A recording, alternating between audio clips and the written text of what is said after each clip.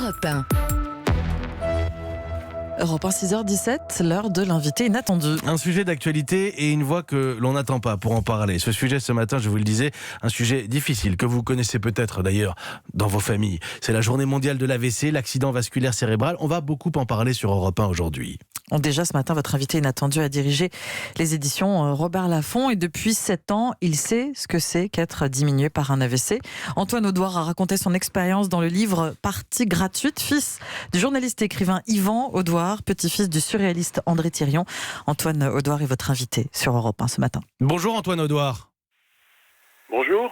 Journée mondiale de l'AVC avec ce slogan « L'AVC, nous sommes tous concernés ». On va parler de votre récit, de votre vécu, de l'accident vasculaire cérébral, des années qui ont suivi. Mais d'abord, justement, sur ce jour de l'accident, en 2012, vos proches connaissaient-ils les symptômes, les premiers gestes? Est-ce que c'est ce qui vous a sauvé? Aucune idée. Je connaissais les initiales, mais c'était tout. J'ai même pas du tout compris ce qui m'arrivait. J'étais conscient, j'ai entendu mon fils qui m'appelait, je lui ai répondu. Sauf que ça faisait moi j'entendais ce qu'il me disait, j'entendais ce que lui disait, lui pour cause n'entendait pas. Heureusement qu'on n'habite pas loin d'un bon hôpital. J'arrêterai jamais le reste de ma vie de remercier les gens qui s'occupent de nous autres, qui nous sortent. Les médecins, les infirmiers, les aides-soignantes. J'ai une reconnaissance pour ces professions médicales et paramédicales qui est infinie. Ensuite, ce qui ressort quand on se penche sur votre témoignage, c'est qu'on peut sourire à la lecture de votre livre. Il faut à la fois connaître la maladie, mais une fois qu'on la connaît finalement, tout ce qui est rémission aussi, on a le droit presque d'en rire. On a le droit même de rire de moi. Chez moi, mes enfants se moquent de moi absolument sans arrêt. Ils me font des blagues de handicapés. Dès l'instant où c'est moi, ça ne me dérange pas. Si c'était quelqu'un d'autre, ça ne me plairait pas. Les gens ne le font pas. Vous avez dit aussi que c'était très naturel d'écrire à ce sujet, mais c'était aussi vous montrer diminué, affaibli. Il fallait le faire? Je ne sais pas s'il fallait, mais ça m'a beaucoup amusé. Et ça m'a valu quelques très belles lettres, dont une d'une dame qui m'avait vu à la télé, qui avait acheté le livre, et elle m'a dit, écoutez, monsieur, mon mari aussi a fait un AVC, sauf qu'à la différence de vous, il n'a aucun sens de l'humour, donc le vôtre m'a fait du bien, à moi. Là, même si je n'avais pas fait avec une intention particulière, ça m'a vraiment fait plaisir. L'idée de pouvoir un petit peu sortir les gens de leur marasme, espèce de tristesse un peu dépressive dans laquelle on peut s'installer. Bon, ça n'a pas été mon cas. Vous êtes fils d'écrivain, petit-fils d'écrivain, de l'écrivain surréaliste André Thirion. Quand on est confronté à un AVC, on se voit, je le disais, diminué. Ça peut aller jusqu'aux capacités intellectuelles. C'est quelque chose qui vous a provoqué une forme de vertige? Non. J'ai pas pensé à tout ça. Dans un premier temps, c'est des détails. Vous pensez juste à rester en vie.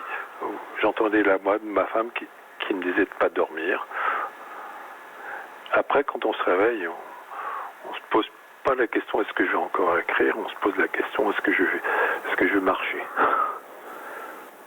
Partie gratuite, votre récit, vous l'avez tapé au clavier avec votre seul index droit.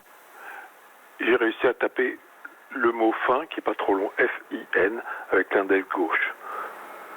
Dans l'Obs, ils avaient osé une comparaison avec Jean-Dominique Bauby qui avait écrit le scaphandre et le papillon en clignant de l'œil.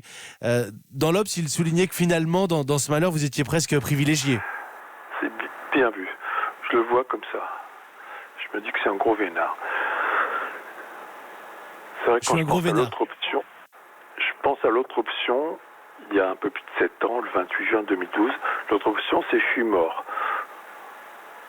Option numéro 2, je suis vivant mais paralysé à vie. Option numéro 3, vivant paralysé mais j'ai plus ma tête à moi.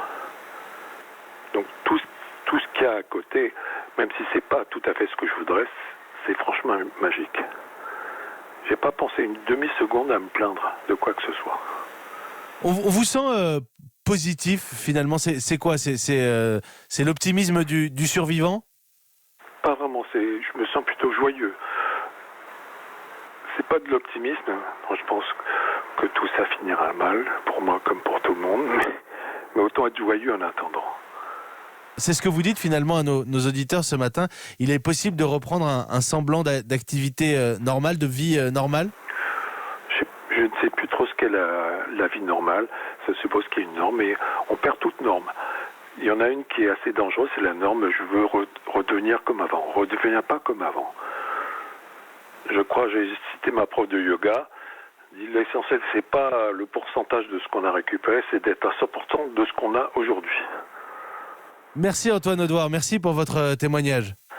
Merci à vous et chaque auditeur pensez-y bien, 100% d'aujourd'hui, pas d'hier.